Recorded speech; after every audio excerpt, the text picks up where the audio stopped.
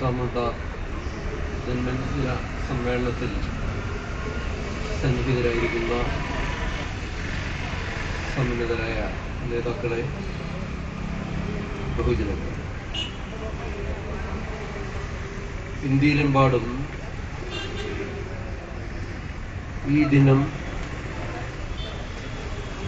ബിർസാമുണ്ടയുടെ 180ാമത് ജന്മദിനമായി ആഘോഷിച്ചുകൊണ്ടിരിക്കുന്ന ഒരു വേളയിലാണ് കോട്ടയത്തെ തദ്ദേശീയ ജനവിഭാഗം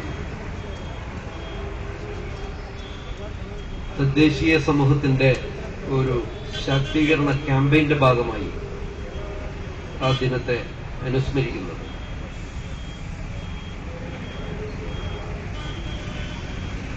ഇന്ത്യ ഒരു വളരെ സങ്കീർണമായ ഒരു സാമൂഹിക രാഷ്ട്രീയ കാലാവസ്ഥയിലൂടെ കടന്നുപോയിക്കൊണ്ടിരിക്കുകയാണ് എന്ന് നമുക്ക് അവർക്കും അറിയാം. സ്വാതന്ത്ര്യത്തിന്റെ ജനിച്ചു വീണുന്ന മണ്ണിൽ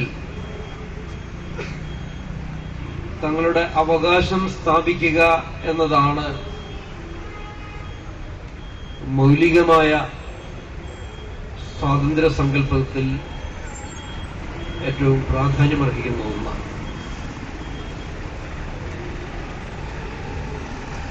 ഏതാണ്ട് 1.5 നൂറ്റാണ്ട് മുമ്പ് തന്നെ ഇന്ത്യയുടെ സ്വാതന്ത്ര്യ സമരത്തിന്റെ ഏറ്റവും സുപ്രധാനമായ കൊടിക്കൂറ ഉയർത്തിയിരുന്നത് ബിർസാമുണ്ടയെ പോലുള്ള നിരവധി ഗോത്രവർഗ നേതൃത്വങ്ങളാണ്. അത്തരം ഗോത്രവർഗ നേതൃത്വങ്ങളിലെ ഏറ്റവും പൊരുതുന്ന യൗവനമായിരുന്നു ബിർസാമുണ്ട. ഒരുപക്ഷെ കേവലം 25 വയസ്സ് പ്രായത്തിനുള്ളിൽ തന്റെ സാമുദായിക ഗോത്രവർഗ ചരിത്രത്തിൽ വലിയൊരു നേതൃത്വ പങ്ക് സ്ഥാപിച്ചെടുക്കുകയും മനുഷ്യരാശിയുടെ നിലനിൽപ്പിന്റെ എല്ലാ കാലവും ഓർമ്മിക്കപ്പെടുന്ന ഒരു പ്രതീകമായി, അല്ലെങ്കിൽ പൊരുതുന്ന ജനതയുടെ സ്വാതന്ത്ര്യത്തിന്റെ പ്രതീകമായി ബിർസാമുണ്ട മാറിയിട്ടുണ്ട് എങ്കിൽ അതിനൊരു പ്രധാന കാരണം സ്വാതന്ത്ര്യത്തിന്റെ സമഗ്രത ആ വിമോചന പോരാട്ടത്തിൽ കൊണ്ടുവന്നു എന്നതുകൊണ്ടാണ്. ഇന്ന് ലോകമെമ്പാടുമുള്ള ഗോത്രവർഗ ജനതകളിൽ പൊരുതുന്ന വിഭാഗം ഉയർത്തുന്ന മുഖ്യമായ ഒരു മുദ്രാവാക്യം സ്വയംഭരണമാണ് സ്വാതന്ത്ര്യം എന്നുള്ളത്. വൈദേശികമായ തങ്ങൾക്ക് അന്യമായ എല്ലാ രാഷ്ട്രീയാധികാര വിഭവാധികാര ശക്തികൾക്കും എതിരെ പൊരുതുന്ന ജനതകളുടെ ഒരു രാഷ്ട്രീയ മുദ്രാവാക്യം സ്വയംഭരണമാണ് സ്വാതന്ത്ര്യമെന്നാണ്. ഇന്ന് ലോകത്ത് ഏറ്റവും ശ്രദ്ധിക്കപ്പെടുന്ന അത്തരമൊരു മുന്നേറ്റം ലാറ്റിൻ അമേരിക്കയിലെ സപ്പാട്ടിസ്റ്റ മൂവ്മെന്റ് ആണ് എന്ന് കുറെ പേർക്കെങ്കിലും അറിയാം. ആയുധമേന്തിക്കൊണ്ട് തന്നെ മറ്റൊരു സമൂഹത്തെയും കടന്നാക്രമിക്കാനല്ല, മറിച്ച് സ്വാതന്ത്ര്യമാണ് സ്വയംഭരണം എന്ന മുദ്രാവാക്യത്തിന് സാധുത നൽകാൻ മറ്റെല്ലാ അധിനിവേശ ശക്തികൾക്കെതിരെയുള്ള വളരെ സിംബോളിക്കായ ഒന്നായി അവർ ആയുധത്തെ മാറ്റുന്നു എന്നതാണ് സപ്പാട്ടിസ്റ്റ മൂവ്മെന്റിന്റെ ഒരു പ്രത്യേകത. ഇന്ത്യയെ സംബന്ധിച്ചിടത്തോളം ഇന്ത്യയുടെ രാഷ്ട്രപിതാവ് ആര് എന്ന് ചോദിച്ചാൽ സാധാരണ ഒരു സ്കൂൾ വിദ്യാർത്ഥി മഹാത്മാഗാന്ധിയാണെന്ന് പെട്ടെന്ന് ഉത്തരം പറഞ്ഞേക്കാം. മഹാത്മാഗാന്ധിയുടെ കൂട്ടത്തിൽ അല്ലെങ്കിൽ അദ്ദേഹത്തിന്റെ കാലത്തുണ്ടായിരുന്ന നിരവധി ദേശീയ നേതൃത്വങ്ങളും ഈ പട്ടികയിൽ ഒരുപക്ഷെ ഒരു മനഃപ്പാടമാക്കി വെച്ചിരിക്കാൻ ഇടയുണ്ട്. പക്ഷെ ഇന്ത്യയിൽ ജനിച്ച മണ്ണിൽ ജീവിക്കാനുള്ള യഥാർത്ഥ സ്വാതന്ത്ര്യത്തിന് വേണ്ടി പോരാടിയതാര് എന്ന ഒരു കാര്യം പരിശോധിക്കുമ്പോൾ യഥാർത്ഥ സ്വാതന്ത്ര്യത്തിന്റെ നേതൃത്വങ്ങളായി മാറിയിരുന്നവരുടെ പട്ടികകൾ, പേരുകൾ വലിയൊരളവ് വരെ അദൃശ്യവൽക്കരിക്കപ്പെട്ടിട്ടുണ്ട് എന്നതാണ് യാഥാർത്ഥ്യം. ഇതിപ്പോൾ ഈ 21ാം നൂറ്റാണ്ടിൽ അധ്യക്ഷനോട് പറഞ്ഞതുപോലെ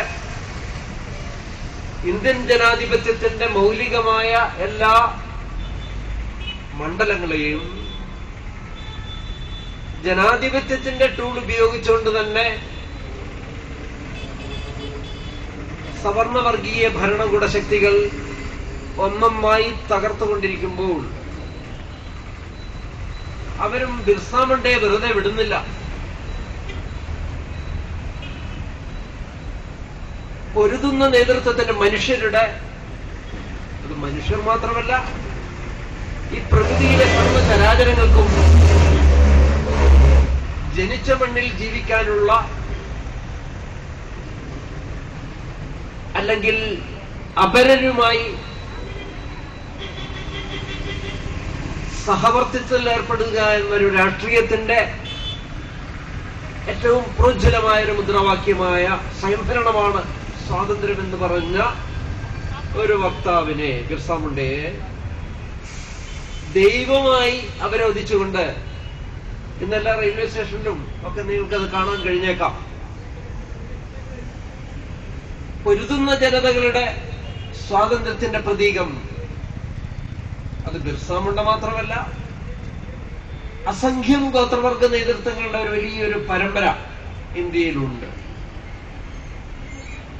ആ പരമ്പരകളുടെ എല്ലാം തന്നെ ഏറ്റവും പ്രധാനപ്പെട്ട ഒരു മുഖം ഈ പ്രകൃതി, ഈ കാടുകൾ, ഈ മണ്ണ് അതാരെയും കൊള്ളയടിക്കാൻ അനുവദിക്കില്ല എന്ന് പ്രഖ്യാപിച്ചുകൊണ്ട് ഇന്ത്യയിൽ നടന്ന നിരവധി സ്വാതന്ത്ര്യ പ്രക്ഷോഭങ്ങളുണ്ട്. ആധുനിക കാലഘട്ടത്തിൽ പലപ്പോഴും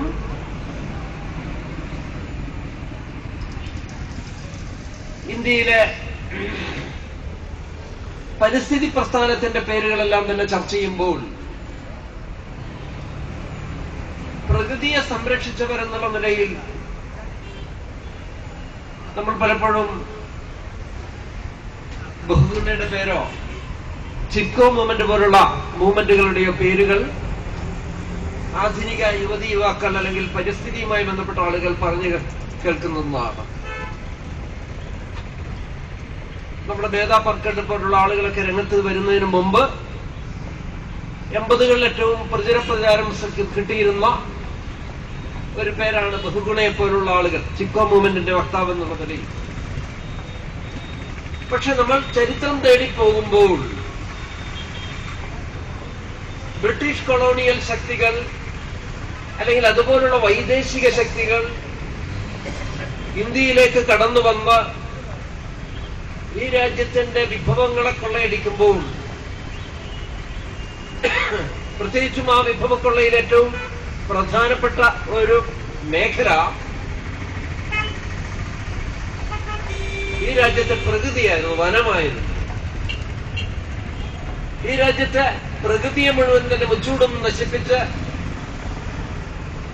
അത് പല രൂപത്തിൽ വിദേശത്തേക്ക് കടത്തി ഈ രാജ്യത്തെ അടിമവർഗങ്ങളോടൊപ്പം തന്നെ ഈ വിഭവങ്ങളോട് വിദേശത്തേക്ക് കടത്തിയാണ് യൂറോപ്പിൽ അവന്റെ മുതലാളിത്തം എന്ന് പറയുന്ന പ്രതിഭാസത്തെ ഒരു സാമ്രാജ്യത്വ ശക്തിയായി അവൻ മാറ്റിയത്.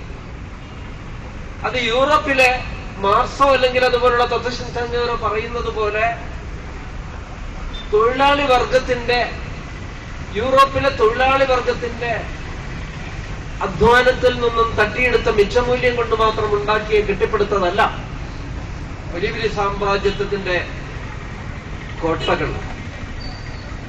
അത് നമ്മെപ്പോലുള്ള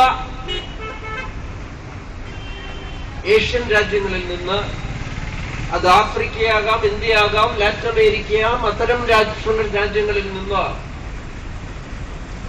മനുഷ്യനെ അടിമകളെ പോലെ കടത്തിക്കൊണ്ടുപോകുകയും കച്ചവടം ചെയ്യുകയും അതോടൊപ്പം തന്നെ ഈ രാജ്യത്തെ വിഭവങ്ങൾ, പ്രകൃതി വിഭവങ്ങൾ അതെല്ലാം തന്നെ കൊള്ളയടിച്ചു കൊണ്ടുകൂടിയാണ് വലിയ വലിയ സാമ്രാജ്യം അവൻ കെട്ടിപ്പൊക്കിയത്. അതുകൊണ്ട് തന്നെ അത്തരം സാമ്രാജ്യത്വ ശക്തികൾക്കെതിരെയുള്ള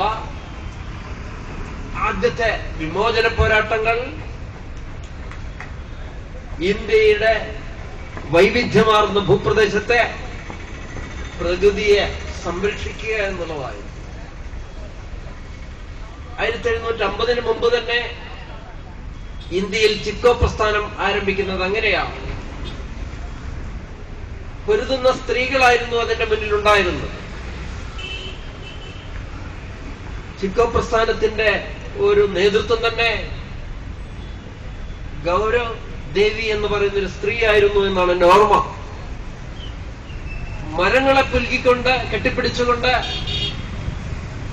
സാമ്രാജ്യത്തിന്റെ കൊള്ളയുടെ ഭാഗമായി നാട്ടുരാജാക്കന്മാർ തീരെഴുതിക്കൊടുത്തിരുന്ന മരങ്ങളും വനങ്ങളും സംരക്ഷിക്കാൻ വേണ്ടി അവർ സ്വന്തം ജീവൻ ബലിയർപ്പിച്ചു. നൂറുകണക്കിന് സ്ത്രീകളെ രാജാക്കന്മാർ ഗളച്ഛേദനം ചെയ്തു. അങ്ങനെ 1800-കളിൽ ചരിത്രത്തിൽ രേഖപ്പെടുത്തപ്പെട്ട ആ പരിസ്ഥിതി പ്രസ്ഥാനമാണ്, വിശേഷിച്ചും സ്ത്രൈണ നേതൃത്വങ്ങളിൽ നടന്ന പരിസ്ഥിതി പ്രസ്ഥാനമാണ് ചിക്കോ മൂവ്മെന്റ്. അതാണ് പിന്നീട് ബഹുഗുണയെ പോലുള്ള സവർണരുടെ എല്ലാം തന്നെ പേരിൽ കടമെടുക്കപ്പെട്ടത്. നമ്മുടെ വിഷയം അതല്ല. ആ പ്രകൃതിയും വിഭവങ്ങളും സംരക്ഷിക്കാനുള്ള നിരവധി നൂറുകണക്കിന് പോരാട്ടങ്ങളാണ് യഥാർത്ഥത്തിൽ ഇന്ത്യയിലുണ്ടായിരുന്ന സ്വാതന്ത്ര്യ പ്രക്ഷോഭം. അത് മഹാത്മാവെന്ന് സ്വയം ഉദ്ഘോഷിച്ചിരുന്ന ഗാന്ധിജി ചർക്കയിൽ നൂൽ നൂറ്റിട്ടുണ്ടാക്കിയതല്ല. അങ്ങനെ ഏതെങ്കിലും പുതിയ തലമുറ പഠിച്ചു വെച്ചിട്ടുണ്ട് എങ്കിൽ അതെല്ലാം വെറും തട്ടിപ്പാണ്. ഗാന്ധിജി ദണ്ഡിയാത്ര നടത്തിക്കൊണ്ടുമല്ല ഈ സ്വാതന്ത്ര്യം നേടിയത്. നിശ്ചയമായും ഇന്ത്യയിൽ രൂപപ്പെട്ട 19-ാം നൂറ്റാണ്ടിൽ രൂപപ്പെട്ട ഒരു വലിയൊരു കുത്തൊഴുക്കിനെ ഇന്ത്യയിലെ ബ്രാഹ്മൺ സവർണ നേതൃത്വങ്ങൾക്ക് ഒരു കപടമായ ദേശീയ മുഖമണിഞ്ഞുകൊണ്ട് അതിന്റെ നേതൃത്വം തട്ടിയെടുക്കാൻ കഴിഞ്ഞിരുന്നുവെങ്കിലും മൗലികമായും ഇന്ത്യയിലെ സ്വാതന്ത്ര്യ സമരത്തിന്റെ ശക്തരായ വക്താക്കൾ ഈ കാടും ഭൂമിയും സംരക്ഷിച്ചുകൊണ്ട് സ്വയംഭരണമാണ് സ്വാതന്ത്ര്യമെന്ന് ഉദ്ഘോഷിച്ച ബിർസ മുണ്ടയെ പോലുള്ള, തലക്കൽ ചന്തുവിനെ പോലുള്ള നൂറുകണക്കിന് നേതൃത്വങ്ങളുടെ സ്വാതന്ത്ര്യ സമരങ്ങളാണ്. അതുകൊണ്ട് ആരാണ് നമ്മുടെ രാഷ്ട്രപിതാക്കൾ എന്ന് ചോദിച്ചാൽ പിതാവല പിതാക്കൾ എന്ന് തന്നെ ചോദിക്കേണ്ടി വരും. അത് ബിർസ മുണ്ടയും ആ പരമ്പരയിൽപ്പെട്ട അസംഖ്യം തദ്ദേശീയ ഗോത്രവർഗ ജനവിഭാഗങ്ങളുടെ രക്തസാക്ഷിത്വം വഹിച്ച, തടവറകളിൽ ഹോമിക്കപ്പെട്ട നേതൃത്വങ്ങളാണ് യഥാർത്ഥ രാഷ്ട്രപിതാക്കൾ. മഹാത്മാവായ ബിർസാ മുണ്ടയും കേവലം 25 വയസ്സിനുള്ളിൽ ബ്രിട്ടീഷ് തടങ്കൽ പാളയത്തിനുള്ളിൽ രക്തസാക്ഷിത്വം വരിച്ചൊരു പ്രതീകമാണ്. പേരറിയാത്തപ്പെടുക അങ്ങനെ എത്രയോ ആളുകൾ. ഇവിടെ സൂചിപ്പിക്കാൻ ആഗ്രഹിക്കുന്നത്, ഇന്ന് അങ്ങനെ നേടിയെടുത്തൊരു സ്വാതന്ത്ര്യം, പ്രത്യേകിച്ചും ബിർസാ മുണ്ടയെ പോലുള്ള അസംഖ്യം ഗോത്രവർഗ പൈതൃകങ്ങൾ ഇന്ത്യയിൽ സ്വയംഭരണമാണ് സ്വാതന്ത്ര്യം എന്ന് ഉദ്ഘോഷിച്ചുകൊണ്ട് ഒരു മൂവ്മെന്റ് കെട്ടിപ്പടുത്തപ്പോൾ അത് ഉത്തരേന്ത്യയിൽ, പ്രത്യേകിച്ചും വടക്ക് കിഴക്കൻ ഇന്ത്യയുടെ മേഖലയിൽ മുഴുവൻ തന്നെ കൃത്യമായ ഒരു രാഷ്ട്ര രൂപീകരണം പോലെ എന്ന് വേണേൽ പറയാം. മുണ്ട ഗോത്രവർഗക്കാരുടെ വലിയൊരു ഭൂപ്രദേശം ഒരു കാലഘട്ടത്തിലും ബ്രിട്ടീഷുകാർക്കോ പിന്നീട് ഇന്ത്യ ഭരണകൂടത്തിനോ സ്പർശിക്കാൻ കഴിയാതെ ഒരു കോട്ടയായി മാറിയിട്ടുണ്ട് എങ്കിൽ അത് ഈ പോരാട്ടത്തിന്റെ പൈതൃകമാണ് എന്ന് നമുക്ക് പറയേണ്ടതുണ്ട്. ആ പോരാട്ടത്തെ കൂടുതൽ അർത്ഥവത്താക്കിക്കൊണ്ട് ഇന്ത്യയിലെ പൊരുതുന്ന എല്ലാ ജനവിഭാഗങ്ങളുടെയും, മർദ്ദിത ജനവിഭാഗങ്ങളുടെയും എല്ലാം തന്നെ ആശയാഭിലാഷങ്ങളെ കോർത്തിണക്കുന്ന ഒരു മൂവ്മെന്റ് കൂടി ഇന്ത്യയിൽ വളർന്നു വരികയാണ്. നമുക്കറിയാം, ഇന്ന് സവർണ ഹിന്ദുക്കളുടെ RSSന്റെ 100ാം വാർഷികം ആഘോഷിച്ചുകൊണ്ടിരിക്കുകയാണ്. ആ 100ാം വർഷം ആഘോഷിക്കുന്നതോടുകൂടി ഇന്ത്യയുടെ അധികാര കുത്തക മുഴുവൻ തന്നെ ഞങ്ങൾ കൈയടക്കുമെന്നുള്ള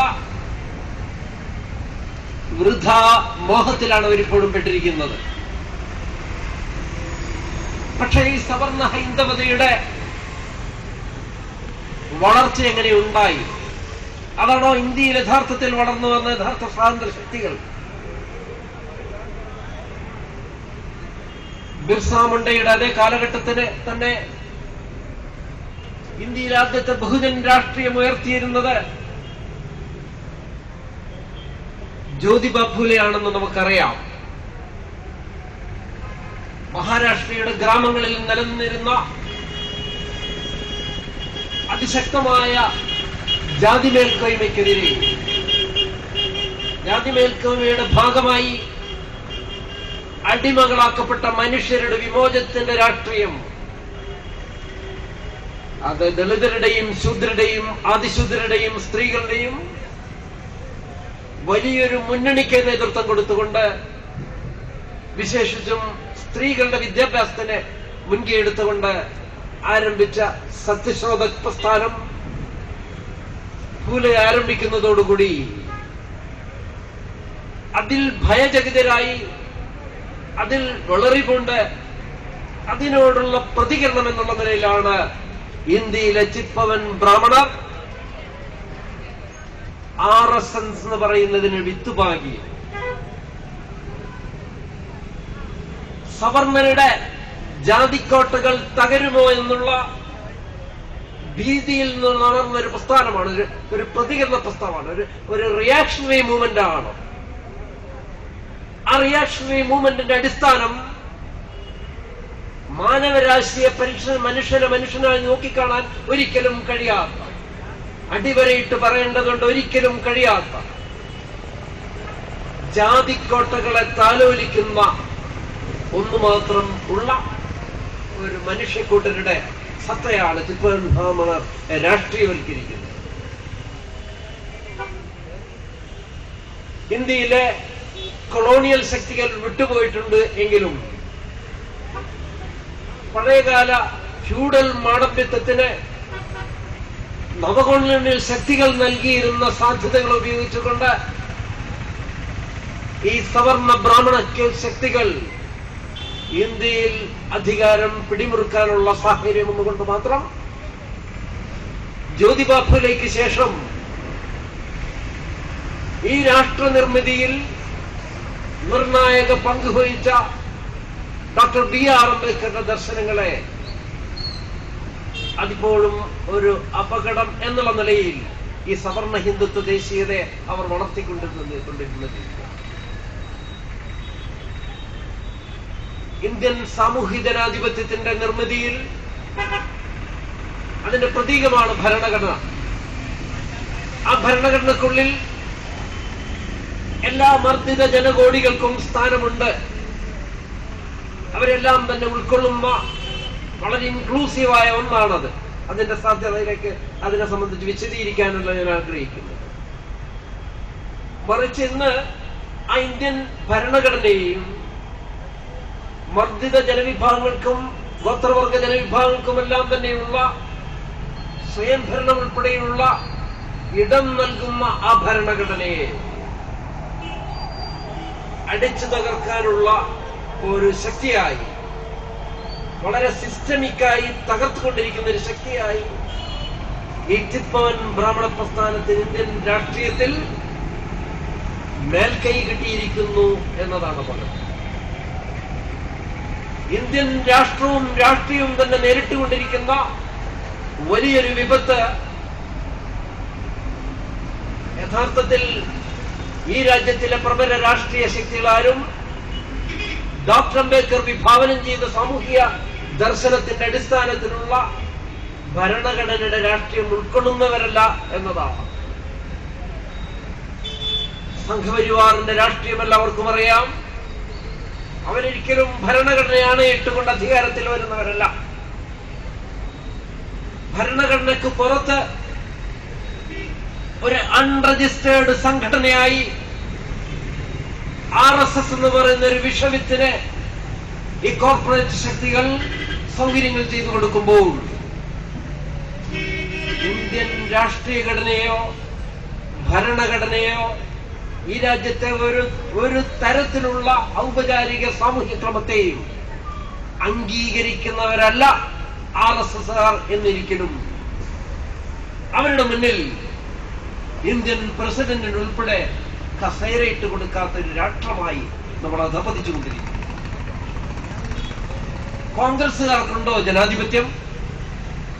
അവർക്കും ഭരണഘടനയുടെ യഥാർത്ഥ സത്ത അംബേദ്കറൈറ്റ് രാഷ്ട്രീയത്തെ ഉൾക്കൊള്ളുന്ന ഒരു ജനാധിപത്യ രാഷ്ട്രീയമില്ലാത്തത് കൊണ്ട് തന്നെ സംഘപരിവാറിനെ നേരിടാൻ കഴിയുന്നില്ല. ജാതിയാണ് മൂർത്തമായ അപകടമെന്ന് തിരിച്ചറിഞ്ഞുകൊണ്ട് അതിനുച്ചാടനം ചെയ്യാൻ ആ ദേശീയ പാർട്ടിക്ക് രാഷ്ട്രീയമായ കൽപ്പില്ലാത്തത് കൊണ്ട് തന്നെ രാഹുൽ ഗാന്ധിയൊക്കെ ചെറിയ അല്പമാത്രമായ ശ്രമങ്ങൾ നടത്തുന്നുണ്ട്. എങ്കിലും ഇന്നലെ നടന്ന ബീഹാർ തെരഞ്ഞെടുപ്പിന്റെ സംഘപരിവാറിന്റെ വിജയം കാണിക്കുന്നത് അത് ഈ ഭരണകൂട മെഷീനറികളെല്ലാം തന്നെ, അത് കോൺസ്റ്റിറ്റ്യൂഷൻ ആകട്ടെ, ഇന്ത്യൻ പ്രസിഡന്റ് സ്ഥാനമാകട്ടെ, ഇലക്ട്രൽ സിസ്റ്റം ഉൾപ്പെടെയുള്ളവ വളരെ സിസ്റ്റമിക്കായി തകർക്കുക എന്ന് പറയുന്ന ഒരു രാഷ്ട്രീയത്തിന്റെ വിജയമാണ് ഇന്നലെ ബീഹാറിൽ കണ്ടത്. അതിനെ നേരിടാൻ കഴിയാത്ത പ്രസ്ഥാനമായി കോൺഗ്രസും മാറിയിരുന്നു. പിന്നെ ആർക്കാണ്? കമ്മ്യൂണിസ്റ്റുകൾക്കാണോ ജനാധിപത്യത്തിൽ വിശ്വാസം? കുന്തവും കൊടച്ചക്രവുമാണ് ഭരണഘടന എന്ന് വിശ്വസിക്കുന്നവർ ഇന്ത്യൻ ജനാധിപത്യം നേരിടുന്ന വെല്ലുവിളി ഭരണഘടനയിൽ വിശ്വാസമില്ലാത്ത രാഷ്ട്രീയ വിഷവിത്തുകളാണ് ഇന്ത്യയിൽ അക്രമാസക്തമായി അധികാരത്തിന് വേണ്ടി വടംവലി നടത്തിക്കൊണ്ടിരിക്കുന്നത് എന്നതാണ്. നമ്മുടെ മുന്നിൽ വിമോചനത്തിന്റെ രാഷ്ട്രീയം, സ്വയംഭരണമാണ് അധികാരം, സ്വാതന്ത്ര്യം എന്ന് വിശ്വസിക്കുന്ന ജനവിഭാഗങ്ങൾ, അത് ഗോത്രവർഗ നേതൃത്വങ്ങളായിരിക്കാം, ഗോത്രവർഗ ജനവിഭാഗങ്ങളായിരിക്കാം, ഇന്ത്യയിലെ പൊരുതുന്ന മർദ്ദിത ജനവിഭാഗങ്ങളായിരിക്കാം, ആദിവാസികളായിരിക്കാം, ദളിതരായിരിക്കാം, സ്ത്രീകളായിരിക്കാം, മത്സ്യത്തൊഴിലാളികളായിരിക്കാം, ഇന്ത്യയിലെ മർദ്ദിത ജനകോടികൾ മഹാഭൂരിപക്ഷം വരുന്ന ബഹുജൻ വിഭാഗം എന്നിവിടെ നമുക്ക് പറയാം. ആ വിഭാഗങ്ങളുടെ വിമോചന രാഷ്ട്രീയത്തിന് മാത്രമേ യഥാർത്ഥത്തിൽ ഇന്ന് ഇന്ത്യയെ രക്ഷിക്കാൻ കഴിയൂ. അതുകൊണ്ട് തന്നെ ബിർസാ മുണ്ട ഉയർത്തിപ്പിടിച്ച മൗലികമായ ആ ദർശനത്തെയും രാഷ്ട്രീയത്തെയും സ്വയംഭരണത്തെയും ഉയർത്തിപ്പിടിക്കുക എന്നത് വളരെ പ്രസക്തമായ ഒന്നാണ് എന്ന് മാത്രമേ ഈ 150ാം ജന്മവാർഷികത്തിന്റെ ഭാഗമായി ഈ വേദിയിൽ എനിക്ക് ഓർമ്മിപ്പിക്കാനുള്ളൂ. നിരവധി നേതൃത്വങ്ങൾ ഈ സന്ദർഭത്തിൽ പ്രസംഗിക്കാൻ എവിടെയുണ്ട്. അതുകൊണ്ട് തന്നെ ഞാനധികം ദീർഘിപ്പിക്കുന്നില്ല. ഔപചാരികമായ ഈ ഉദ്ഘാടന ചടങ്ങ് നിർവഹിച്ചതായി ഞാൻ അറിയിക്കുന്നു. എല്ലാവർക്കും ജയ് ഭീം.